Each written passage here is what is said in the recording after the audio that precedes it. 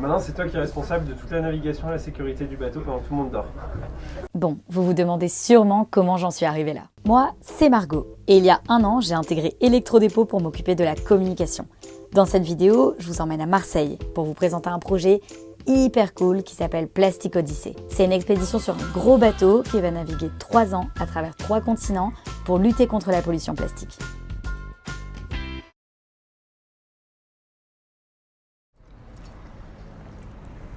Là, dans 20 minutes, on va rencontrer les équipes Electrodépôt et on va visiter un chouette lieu.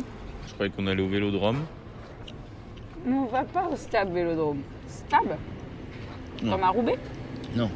Ouais, le stade Vélodrome, c'est à Roubaix. Et le stade Vélodrome, Le Stade Vélodrome. On va pas voir un match de foot. Je suis désolée. On a rendez-vous dans 15 minutes au Mucem. On finit le café et let's go. T'as mis un GPS? Non, mais j'ai pas de téléphone. Le Mucem, il est 9h. Super. On est un peu en retard là. On est un petit peu en retard. 12 minutes à pied, ça va, moi je marche hyper vite. La maison du pastis. Là tu vois, on arrive au Mucem, donc je vais mettre mon petit tour de cou. Je passe en mode électrodépôt. Il y a une tache de café sur mon badge. C'est pas grave. Wow, il est là, regarde, c'est trop beau. Ah, let's go. Hein. Qu'est-ce que c'est beau. Et du coup, quel est le lien entre Electrodépôt et Plastic Odyssey? Bah, en fait, chez Electrodépôt, on a plein d'engagements que tu peux découvrir sur notre site web. Mais on a également un objectif, une volonté de réduire le plastique dans nos emballages à 0 d'ici 2025. Donc, c'est-à-dire plus de plastique dans les emballages de nos marques propres. À notre échelle, voilà, c'est ce qu'on compte faire parmi plein d'autres engagements. Et à plus grande échelle, du coup, on a décidé de soutenir des acteurs qui sont vraiment experts dans la réduction des déchets plastiques, et donc Plastic Odyssey.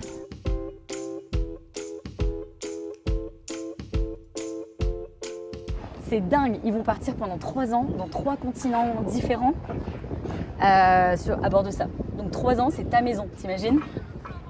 Et en plus, à bord, il y a plein de machines qui te permettent de transformer le plastique. Là, c'est énorme, on ne croirait pas. Hein. Salut Sergio, ça va? C'est bien? Oui, très bien, merci. C'est parti. Toujours avec ma petite tache de café. Je vous remercie. Alors là, on a mis un masque parce que, en gros, les gars partent 3 ans et on peut pas les contaminer. Du coup, tu vois, si on rentre dans la coque du bateau, qu'il y en a un qui a le Covid et qui les contamine, on est, les pauvres, quoi. Donc voilà. Du coup, sécurité, on a mis du gel, on a mis un masque et ensuite on va aller visiter tout ça. Donc nous, on existe depuis 6 ans. À peu près, on prépare ce moment-là depuis 6 ans. Avec pour objectif de diminuer la pollution plastique de l'océan à la source, parce qu'en fait on s'est rendu compte qu'en mer il y avait très peu de plastique qui pouvait être collecté, même si on a l'impression d'en voir beaucoup dans les médias et tout, on a l'impression qu'il y a des îles de déchets, des continents de déchets. Ça c'est un truc qui n'existe vraiment pas. On ne peut pas se dire avec un bateau, même aussi grand qu'on peut le promettre, on n'arrivera pas à nettoyer l'océan, à filtrer l'eau. Donc l'objectif de Plastic Odyssey, c'est d'aller réduire la pollution plastique, mais là où elle est produite, donc là à la source. On a cette partie clean up the past qu'on appelle, vous allez voir, le bateau il est séparé en 2 zones, une bleue, une blanche. La partie blanche, c'est la partie clean up the past, la partie recyclage. On développe des centres de recyclage qui ont vocation à être implantés à terre. Donc les machines que vous voyez à bord, elles ne sont pas pour traiter le plastique qu'on collecte, puisqu'on ne le collecte pas, elles sont là pour former des entrepreneurs quand on va arriver dans chacune des escales. On travaille du coup sur les solutions à terre, sur 2 axes différents. Un, le recyclage, qui est donc traiter, comment valoriser, revaloriser, traiter et par la même occasion créer des emplois et une économie sociale autour du recyclage à partir de déchets qui ont été produits depuis l'invention du plastique, c'est-à-dire les années 1950. Là je vous ai parlé de la partie arrière, la partie blanche là, du bateau qui est après les vagues et dans tous les emménagements, toute la partie avant, on est dans une zone où il y a 20 personnes qui travaillent et qui vivent en permanence. Et là, notre objectif, c'est d'arriver à 0 plastique à usage unique dans cette zone-là, en les faisant manger tous les jours, travailler, dormir, loisirs, travail compris. Enfin, c'est un gros casse-tête, on se rend pas compte comme ça, mais si vous avez déjà essayé de mettre ça en place dans des restaurations, des entreprises ou dans un hôtel, c'est un vrai casse-tête, une norme sanitaire, etc. Sur un bateau, ne pas avoir de bouteille d'eau en plastique, c'est un truc, j'ai jamais vu ça moi en fait, dans aucun bateau. On va aller visiter.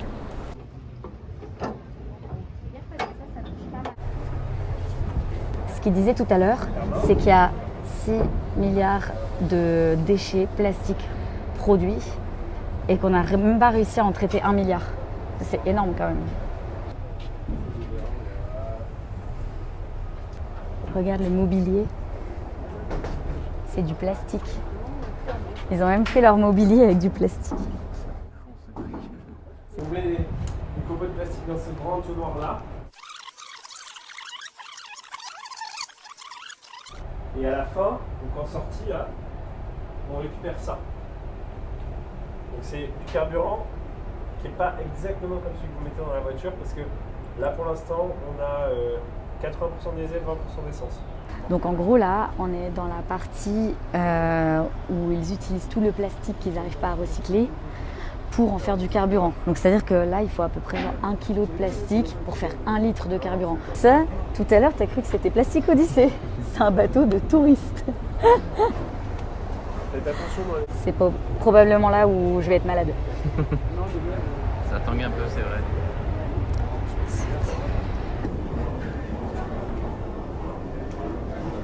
Là, c'est un atelier de transformation du plastique où il va nous montrer un peu toutes les machines de moulage, etc.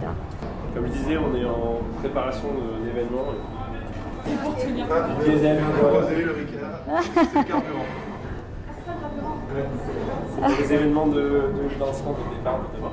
On est dans l'atelier de recyclage. Il y a plusieurs étapes qui permettent de transformer un déchet en objet. Donc un déchet, par exemple, comme ça. Donc là, tout ce genre de plastique qu'ils arrivent à ramasser, ils le transforment dans la machine qui est juste derrière pour en faire des petits flocons qu'ils essayent de faire tous de la même taille pour mieux les fondre. On a des cocos en plastique qui sont comme ça et qui sont juste un peu plus sales que ça. Donc on a une étape pour les laver et puis pour les sécher. J'ai l'objet des deux machines qui sont derrière moi, ça c'est un bac de lavage et de l'eau. On met le plastique dedans, on le nettoie et ensuite on le sort, on les sort. Et là c'est une centrifugeuse qui permet d'enlever l'eau complètement. Donc là, on va se rendre à l'atelier où ils fabriquent les moules, parce que forcément, une fois que le plastique il est fondu dans cette machine-là, il faut le travailler à la forme que tu souhaites, en fait, que tu veux. Donc, il y a une machine avec des moules. Oh! On les a équipés. Un lave-linge pour laver les vareuses des matelots. Ça, c'est pour le Ricard. Ah oui, et ça, un petit frigo Valberg pour mettre le Ricard et le rosé au frais. Il vient de nous dire que c'était le carburant du bateau, le Ricard. Donc là on est dans l'atelier qui est un tenant de machine, de réparation des machines. C'est aussi là qu'on fabrique les moules des différents objets avec une fraiseuse, bientôt numérique, un tour, différents outils que vous avez un peu partout cachés autour de vous. Tempête là. Oh là là. C'est 3 heures que la marée au Portugal Et regarde, même ça, c'est du plastique. Alors voilà, ça machine à Castani, bière, c'est c'est ça bon, moi, j'ai pris le bon. qui nous distribue de l'eau potable. Donc Ah oui. les autres robinets ne distribuent pas d'eau potable. C'est de l'eau désalinisée, ou de l'eau douce qu'on charge à quai, mais qui est stockée dans des caisses et qui est acheminée par des tuyaux qui ne sont pas potabilisés. Donc on a ajouté un système, vous allez le voir juste au-dessus, qui permet de surfiltrer l'eau et de potabiliser n'importe quelle eau, et donc qui permet ici de se passer de bouteilles plastiques pour la consommation. Donc, oui, on reste sur un bateau, donc on continue de faire attention. Voilà. En passant, je vais ouvrir la porte de ma cabine, comme ça vous voyez à peu près comme ça. Et on va monter par là. Vous allez monter par Ça a là. l'air confort. Hein. Et vous allez... Ah bah là, vous avez un cuisinier alors? On a... Non, pas encore. Ah On va ouais. en avoir un.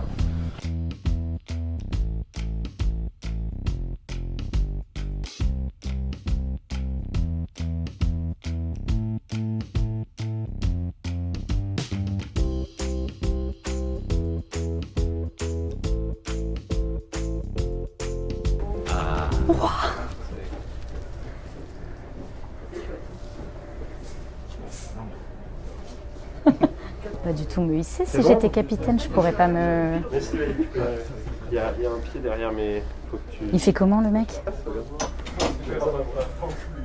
Ah, moi je fais 1m50. Tu veux qu'on fasse ça? Saute un peu. Ouais. Voilà.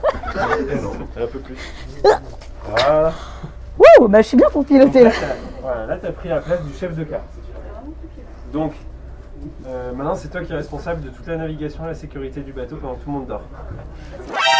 Conduire un bateau, ça ne veut pas dire se tenir à la barre et puis toute la nuit avec la pipe et le béret. À bord, il y a tout le temps un commandant, un second, un lieutenant, un chef mécanicien, un second mécanicien et 3 matelots.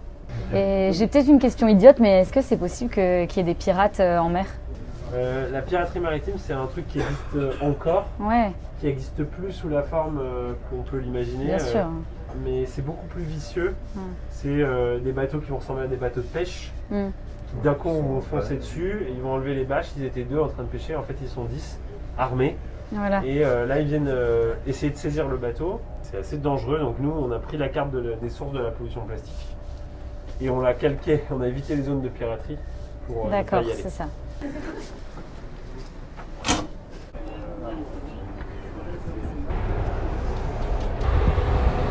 C'est fini. Ah, Voilà, on est bien. Marseille. Ah, ça change de l'île, hein. Ok, bon là on a beaucoup parlé. Enfin, surtout moi. Et c'était pas encore l'heure de rentrer. Du coup, on est parti se promener. Ah, viens voir. Regarde. Regarde tout le plastique. Il y a des briquets, il y a des élastiques, il y a des papiers de cigarettes. Tu vois un peu. Et là-bas, il y a une bouteille d'eau. Tu vois ce qu'il nous disait Alexandre tout à l'heure sur le bateau, c'est que c'est environ 20 tonnes de déchets plastiques déversés dans les océans chaque minute. C'est énorme, non?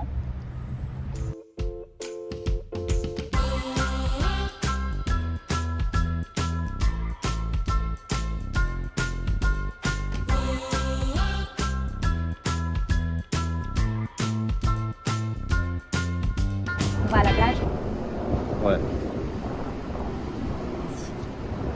Alors vous l'aurez compris, l'emballage il a un but noble à la base, c'est de protéger les produits et d'assurer qu'ils aient aucun défaut. Sauf que le composant récurrent des emballages, c'est le plastique et que c'est néfaste pour l'environnement. C'est pour ça que chez Electrodépôt, ça nous tenait à cœur de soutenir le projet Plastic Odyssée. D'ailleurs, merci à eux de nous avoir accueillis et fait visiter le bateau. À l'heure où vous regardez cette vidéo, ils sont déjà partis en expédition. Donc suivez leurs aventures sur leur site, sur les réseaux sociaux. Allez nous suivre sur les réseaux sociaux. On va continuer à poster des updates à propos de l'aventure Plastic Odyssée. Merci d'avoir regardé ce vlog et à très bientôt. Ciao, ciao!